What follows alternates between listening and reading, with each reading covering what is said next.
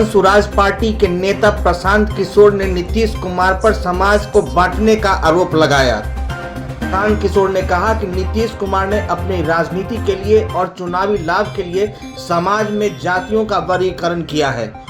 जन स्वराज पार्टी के नेता प्रशांत किशोर ने आरक्षण के मुद्दे पर मुख्यमंत्री नीतीश कुमार पर बड़ा हमला बोलते हुए कहा कि जातियों का वर्गीकरण बदलना नीतीश कुमार की राजनीति का हिस्सा है।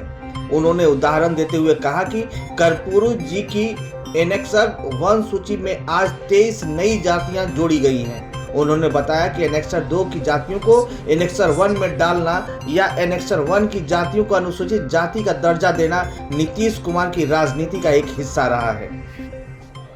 किशोर ने कहा कि संविधान के अनुसार राज्य सरकार सिर्फ ओबीसी, अनुसूचित जाति या जनजाति की सूची में नाम प्रस्तावित कर सकती है, लेकिन दर्जा देना है या नहीं देना पूरी तरह केंद्र सरकार के अधीन है।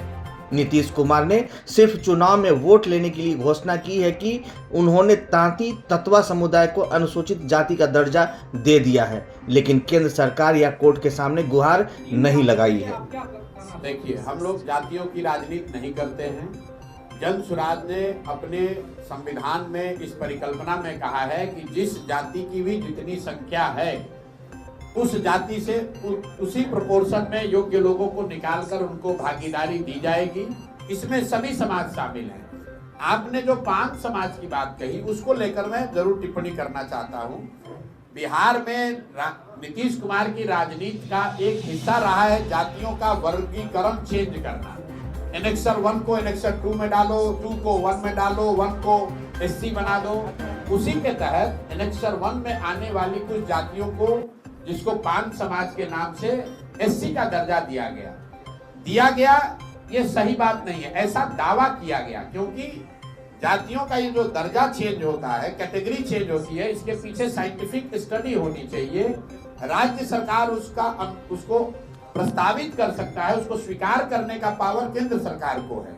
जैसा आपने देखा होगा बिहार में लोहारों के साथ भी ऐसा ही किया गया है। नीतीश कुमार ने वोट लेने के लिए यहां से कह दिया कि हमने 5 समाज को एससी का दर्जा दे दिया। केंद्र के सामने ना उसके पक्ष में साक्ष्य रखा, ना उस केस की पैरवी की।